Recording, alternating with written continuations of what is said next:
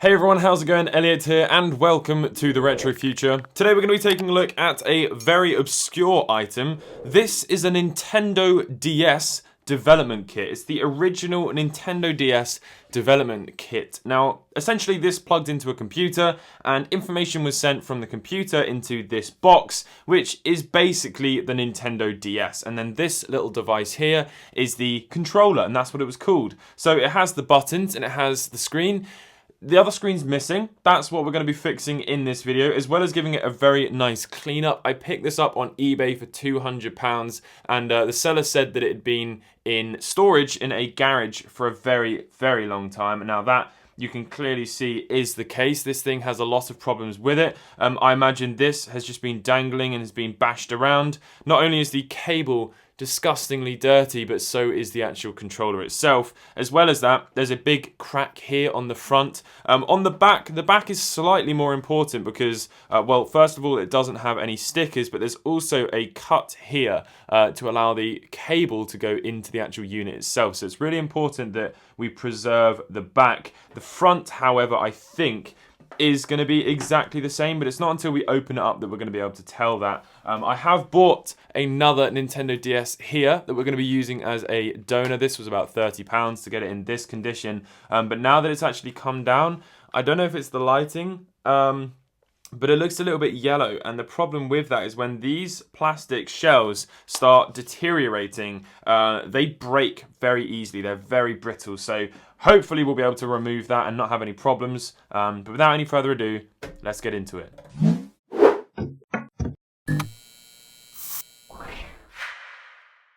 So before we take it apart, let's just see what happens when we plug it in. Now, if I just show you this unit here, on the back, you've got two AV outs. One's going to be for your top screen and one's going to be for your bottom screen. So we're going to have to test if that works at the end. As well as that very cool sticker on the front there. It says property of Nintendo, confidential property of Nintendo. Very, very cool. And it's made by a company called Intelligent Systems. But one of the interesting things on the back is they've actually used a GameCube AC in, or DC in rather. So we're going to be able to test that very easily. And then you have your on and off button as if it's like a little computer. So that's really cool. Right, so here we go. Let's plug it in and see what we get. So this thing was made in 2004. Right, here we go. Moment of truth. We've got some lights on the front here. I can see they're lighting up. And oh, okay, it's just going into a cycle of blinking, which is a pretty good sign that it could just be the broken top screen ribbon cable, because the screens do actually communicate with the DS, and the DS does a check when it turns on. So let's rip this thing apart. I'm going to start by taking this apart and unplugging this cable to the controller, and then we'll focus on cleaning that at the very end because hopefully it's going to be fine. Let's fix the DS first.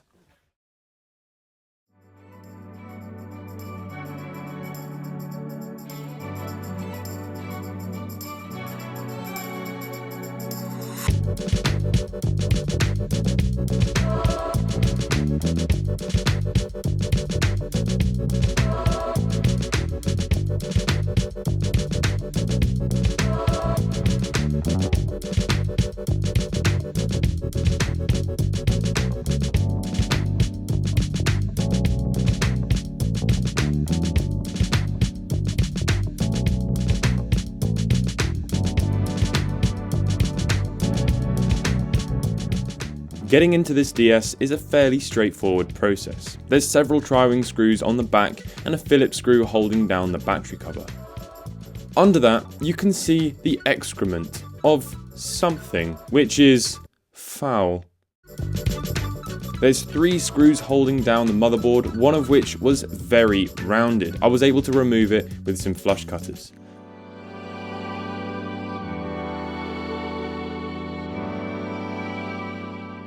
Next, we unplug all of the ribbon cables, ensuring that we are being very delicate. And finally, we can lift out the motherboard.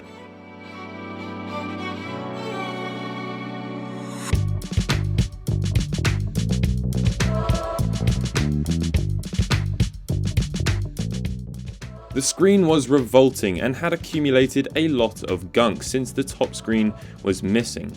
A lot of dirt had fallen all over my desk, and as you can see, assembly didn't do the brittle shell any favours. I then started disassembling the spare DS, however it was just as brittle as the dev kit.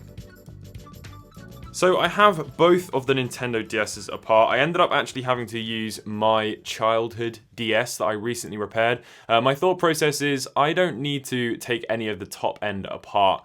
I'm only going to be taking out the previous motherboard that was in here and then setting in the development one. And it's going to be fine, just temporarily. I will order another one and fingers crossed the inside is going to be okay. But you can take a look here and see the differences. These are exactly the same Nintendo DS, pieces of plastic. There's no differences between this development one. Mold-wise, they're all exactly the same. Anyway, the point is, you can see the difference in color as well. The brittleness of this compared to this is just ridiculous. I mean, this is literally falling apart. All of the screw posts have just cracked off completely. They're all completely broken. So what I am going to do is, as I said, use this one. So other than the fact that there's an enormous cable trailing off of this PCB, you can see when I flip over the DS's that there's a hell of a lot of differences. Obviously the button layouts are going to be fairly similar because the buttons still line up in the shell. But yeah, just take a look at that. I'm going to bump up the brightness. Hang on. This cable is very frustrating to try and manipulate around to get this into a position to show you, but there we go. There's the two PCBs side by side. You've got the development one on top and then the retail one on the bottom. And then when you flip it around, again, a bunch of differences. This one has no wireless, and that's what that is there for. And there's obviously no cartridge ports. This looks like it's a cartridge port, but it's not. It's just the connector for all the wires. But yeah, I just thought you'd be interested to see those differences there. I don't fully understand what I'm looking at. I'm not super clued up with all of the kind of PCB bits and bobs, but yeah, regardless. Okay, so let's get this thing back together and test it now. Right, just putting this back together and I've noticed one difference here. There's a cutout for the PCB, which is very frustrating because I don't want to cut into this shell because this is the one from my childhood DS. Oh, what a nightmare. What am I going to do? I think what I want to do is test if it's going to work, and we can do that without having to reassemble the whole thing. So let's quickly do that.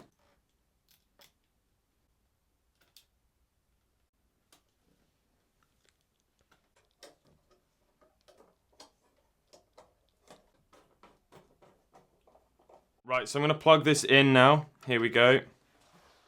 And switch it on.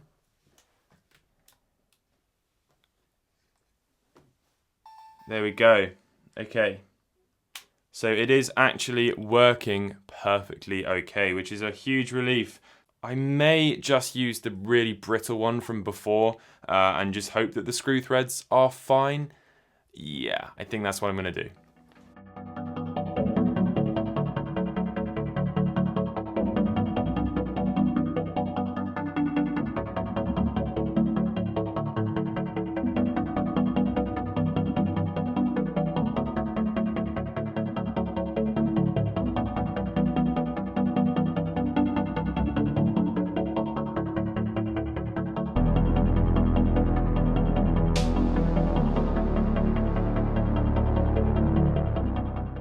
After disassembling the donor, it was time to take everything to the sink.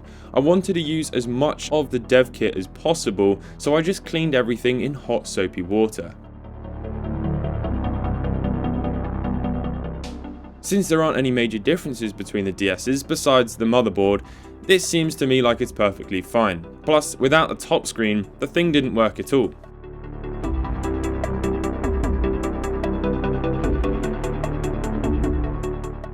After giving the disgusting original screen a good polish up, I could finally start to reassemble the DS.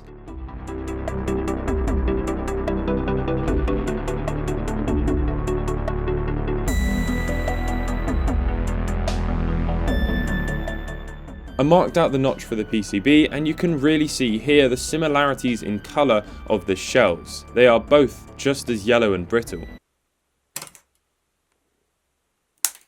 Yeah, the knife just caused the shell to smash. It's not clean, but it will do for the purpose of this video. Unrelated, I now have a plaster on my finger. Finally, the back goes on and I'm getting very excited. Relievingly, this plastic back is different to the others and is still perfectly fine. To finish off, I cleaned up the cable.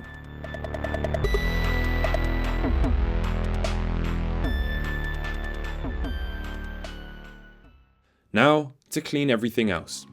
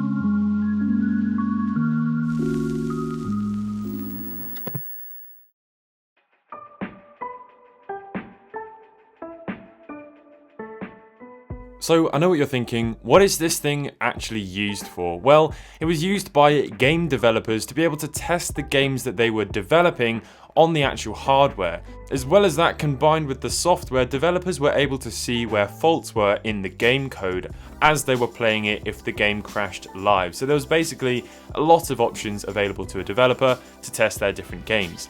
The other benefit that is really tangible to you and I is, well, coupled with this piece of software that allows me to enable the video out, I can get a video signal out of the DS, which allows me to use a capture card and a bunch of different cables and adapters and record footage of my DS.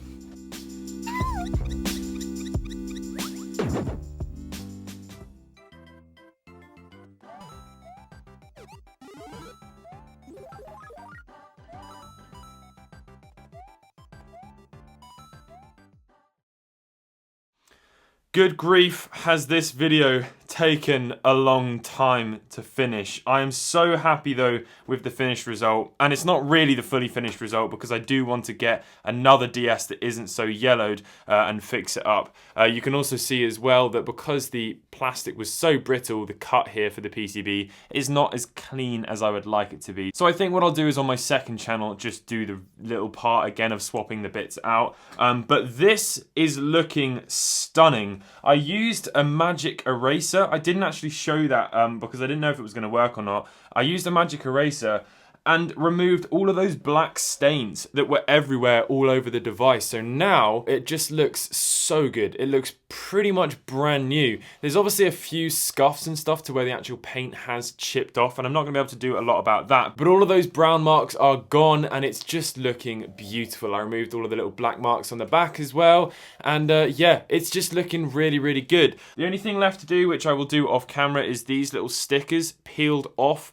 So I'm gonna just put some new double-sided sticky tape on the back and stick them back down. And then the final thing I wanted to talk about was this little sticker here. So I thought this was another Nintendo asset tag here, but it turns out it's actually what I believe, and with a little bit of help from my friend Jamie, who's helped me massively through the software side of this video, I think that says property of climax, because you can see at the end there, that's definitely an X. I'm fairly certain that's an M in the middle, and that's a C. Now, Climax was a UK game development company who came up with some absolute bangers. So thanks to Moby Games for this information.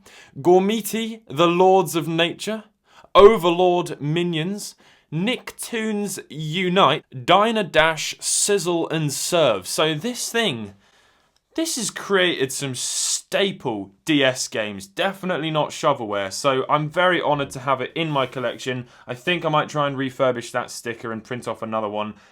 So yeah, that is going to wrap up this video. I really hope you've enjoyed it. If you want to see more in-depth stuff of this, I'm going to link 2 very good videos in the description below. One of them is by my good friend Tony at Hardcore Games, because they cover it so well and so in-depth with all the software. But if you've enjoyed this video and you're new to the channel, please consider subscribing. Leave a like. Let me know what your thoughts are down in the comment section below, and I will catch you all in the next video. Goodbye.